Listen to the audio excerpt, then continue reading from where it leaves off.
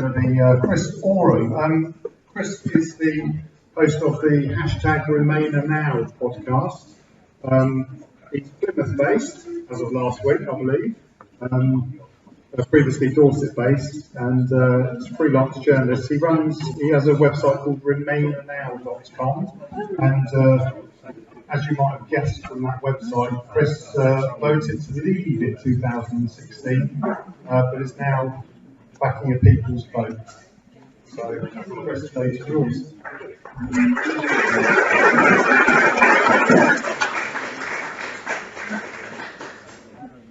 Thank you, and thank you for that really lovely, warm welcome. When I do events like this, I'm often very, very nervous. For two reasons in this case. One, I am a leader in a crowd of Remainers. So I think I have the right to be a little bit nervous.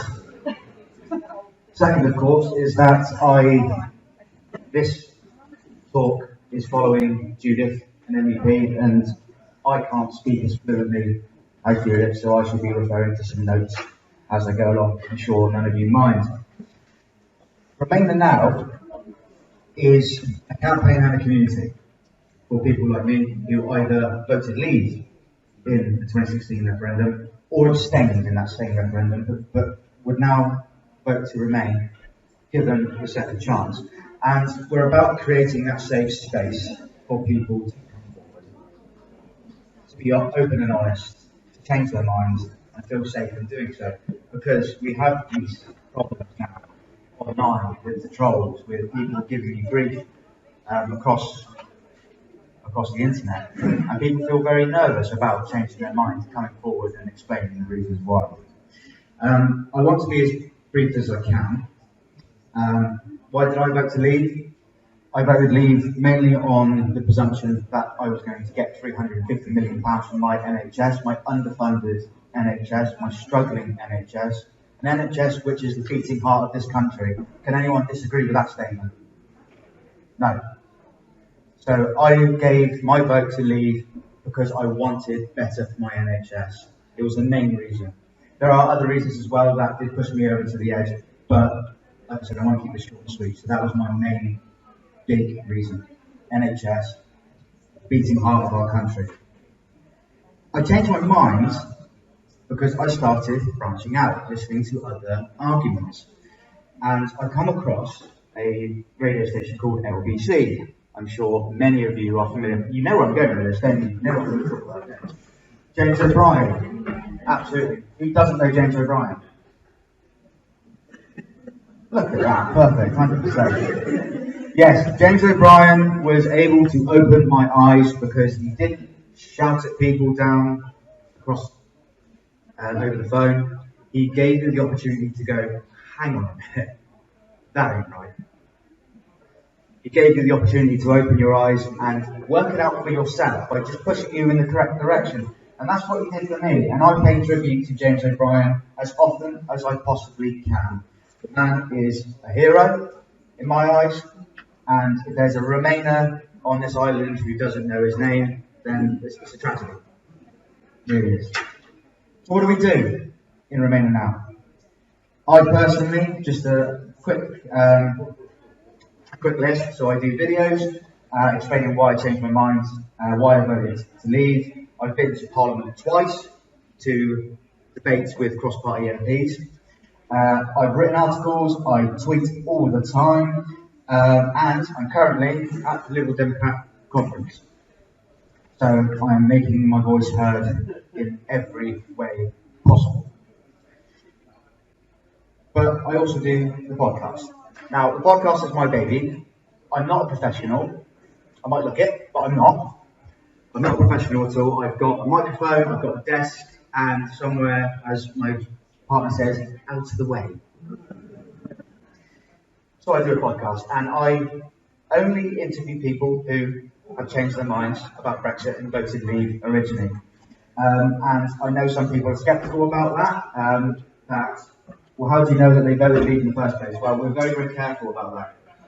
So if somebody comes forward and says, we'd like to get involved in the RemainerNow campaign, and I want to be a voice for you, what we do is we do a bit of digging in the background. So we have some independents who go back through their Twitter and their Facebooks, Instagram, to make sure that they can find evidence of them saying, I voted Leave, or someone shouting at a Remainer. So we're very careful to make sure that these people who say that they voted Leave are in fact who they say they are. So we're very careful on that. So they come on and I ask them, why did you vote Leave? Why did you change your mind? How did you find RemainerNow? And you would think that every story is the same. They never are. And it's a thing I often say. The day after the referendum, there were 17.4 million different versions of Brexit. And that's really, really important to make that distinction. So every person that I interview, they've all got different stories, and they're all fascinating stories. So I would actually recommend, well, of course I would, but I recommend you would have a look at that podcast. A bit rough around the edges, because like I said, I'm not a professional, but the content is there, and I would love for you to look at that podcast and listen to it and hear some of the stories. At the end of the day, yes, I'm a Leaver, technically, but I'm still a human being, I still make mistakes, and by God, I'm doing everything I can to reverse that. So, help me God. But there's one other thing I'd like to say about the podcast. There's one thing that was a real eye-opening moment for me. There's a guy who, called Chris, studies law at university level. And I asked him, okay, so you've done law, let's talk about EU law. What kind of standard do you think you need to be to have a really good understanding of European law in terms of the education system? He says A-level. How many people in this room has got an A-level? Okay, so we've got a couple, yeah, grand. How many of you people have got an A-level in law? One. Not EU law, yeah. So, okay, right. I don't know how the educational system has changed between obviously then and now, but at A-level you learn the first bits about European law. So we were asked in 2016 to make a decision, a lot of which was about European law, and none of us here, as demonstrated, has a working knowledge of European law, which is an A-level standard. Isn't that incredible? We weren't properly informed. And anyone who tells you otherwise, well, I'll leave that to you. Especially when the reading age of our country, as of 2018, is 9 years old. The reading age of the country. So that is by some figures that I found online 2018. So last year, so about 9 years old is the reading age of the country at large. So, but that gives you an idea, not to say that the country is lacking in education, but just to give that distinction that if that's true, and you're being asked to make a decision based on an A-level understanding. So that's a bit crazy. And the last thing I'd say about the podcast, for those of you that would like to listen to it, is bear in mind that the people that are coming on to my podcast and say, I voted Leave, these are the reasons, this is why I changed my mind, they are some of the bravest people I've had the privilege of speaking to. I've got a bit of a spine, a backbone, I'm a gob on a stick, and it works. It works for me. But some of these guys are not as strong as that. Some people come on and they're very shaky when they're talking to me. Some people will actually take the opportunity to apologise. It happens. So I would say to you, bear in mind that the bravery of some of these people that come on to speak to me is immense. And that brings me on very, very nicely on to what I want to talk about next, which is attitude. Thankfully, I didn't get booed when I came up on stage today. I would. I didn't get booed, which is fantastic. That tells me that you as an audience are happy to listen to what I need to say. And like you're accepting of the fact that I've made a mistake. I'm a human being. I let my emotions get ahead of my logic. And thank you. Honestly, thank you.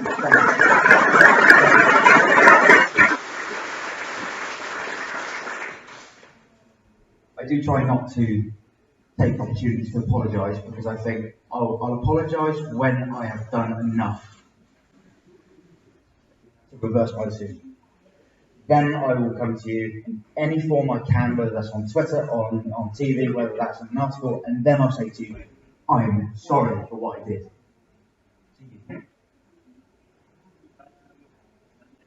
But I will have a clean conscience at the end of it, because I'll say I did my damnedest to change that. And I'll have a clean conscience. It's something I'll be able to tell my kids years down the line. I tried. I made a mistake, but I tried. So that attitude is something that I really want to talk to you about, because we're not going to fix this by throwing things at people who voted to leave. The government are not going to succeed in bringing the country together, it seems to me. It's up to us. Isn't it? It's up to us. Yeah, it's not the government that is going to be able to stitch this up and bring the Remainers and the Leavers together. That is something that we have to do by way of conversation, by things like this, in the communities, to be able to bring people together. And it's so important that we do so. So I would ask you to think about that attitude when you're having debates with leaders, and just remember that they were based, a lot of their arguments are based on emotion.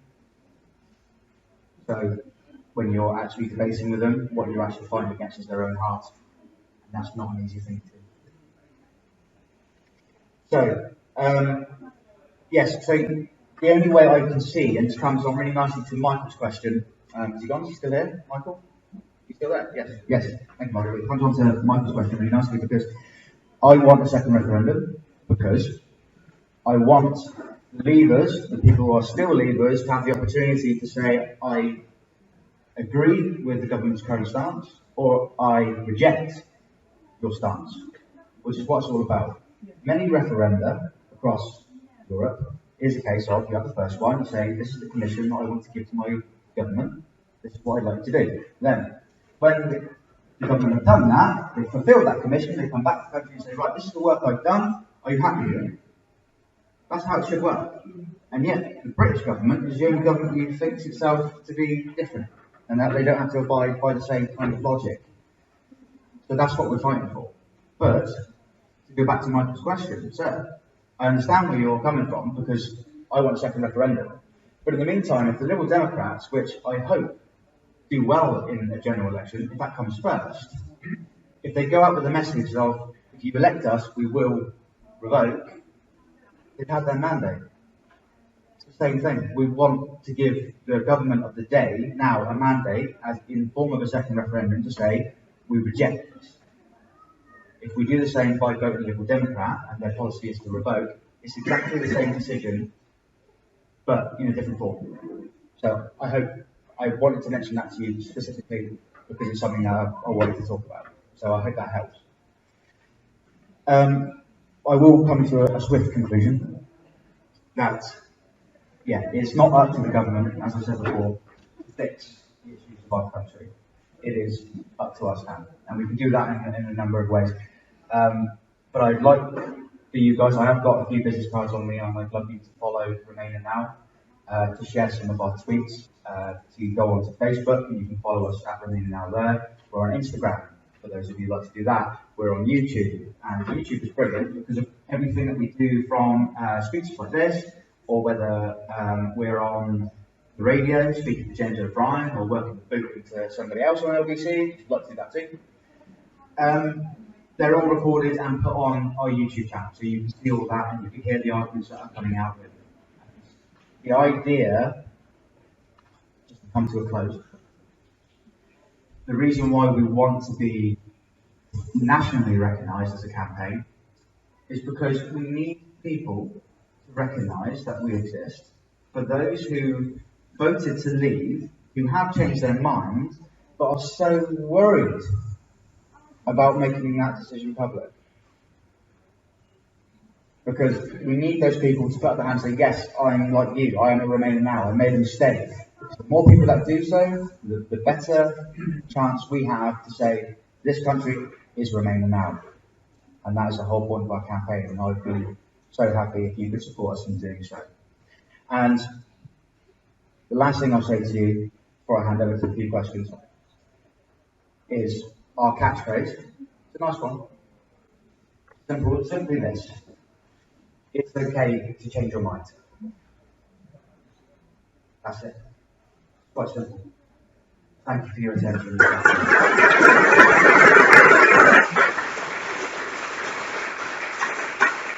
As I say, I'm not a fluent speaker. I need notes to help me out. I'm not any material yet, maybe. God willing, one day, perhaps. So, I'd like to hand over to you. Is there anything that you would like to know or like to ask a question of myself? Yes, ma'am.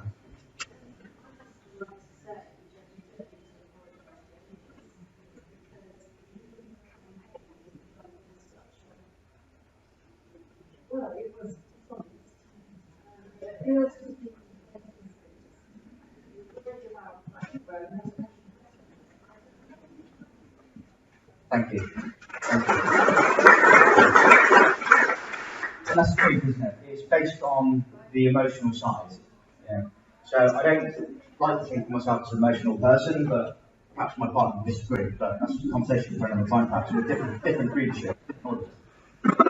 But during that referendum, yes, I was emotional about it. I was given all these reasons to want to leave, and they were all emotional reasons. And the only combat to that was a leaflet, a nice glossy leaflet by David Cameron, funded by me, which actually annoyed me more. You know, it's like, well, you're spending my money to try and tell me this is that. No, you've lost the vote already, mate. It was all about emotion. So thank you for making that point, and I really appreciate that. Thank you. Anyone else? Yes, madam.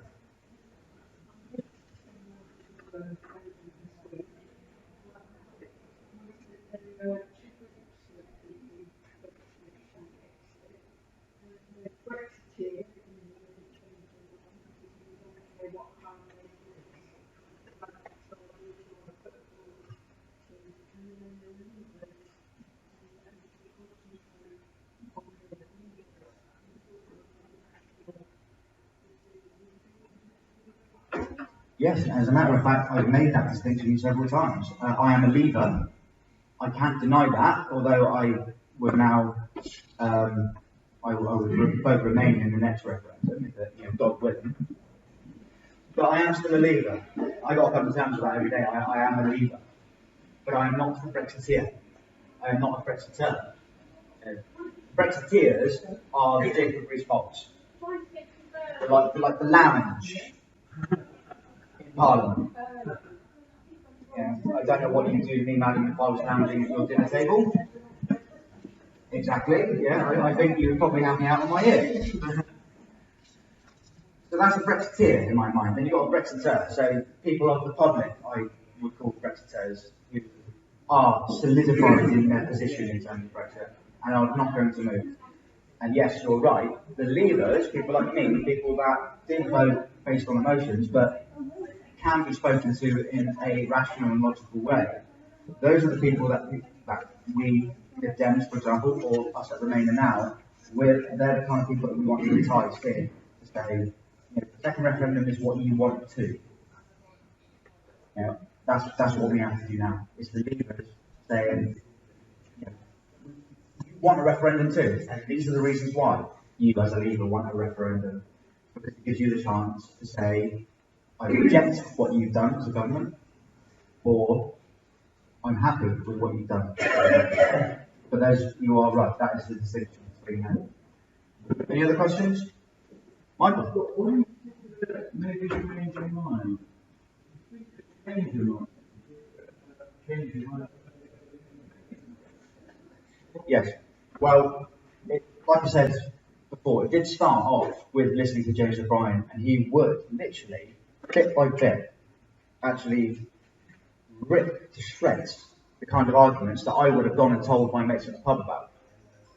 So, like, we can't control our borders, for example. Sorry? Yeah. Would you like the God's honest truth on that? I'm sure you would. I was on holiday in Cornwall and I turned the radio on and they were talking about Brexit. Next thing you know, I'm like, hang on, this guy's giving me the boot. I'm not happy about this, so I shall listen a bit more. And then a couple of months later, I'm like, yeah, right on, James. Good man, well done. Oh God. An awful mistake. And that is how it is. You won't find light bulb moments, not anymore. Those moments have passed. You know, that was 6 months, 9 months after the referendum, and you get people like me who had the light bulb moment. Now it's about gradually bringing people forward. And it's going to be a slow process, slow transition, breaking their arguments down bit by bit, because what they're based on is emotion and just headlines. Brexit means Brexit. What the bloody hell does that mean? That's what it's based on. You've got to break it down, and then you're able to bring people over and in a slow transition. But that's the way forward now. Thank you, Mike. Any others? We're going to finish with questions with. Yes, yeah, sorry, yeah, I'm terrible at timekeeping. No, not you. Alright, well, again, thank you ever so much for your attention this afternoon, and I appreciate some of the other comments about RemainerNow, and I would love for all of you to check us out on Facebook, Twitter, Instagram, etc., because the more support we get, the better. Thank you so much.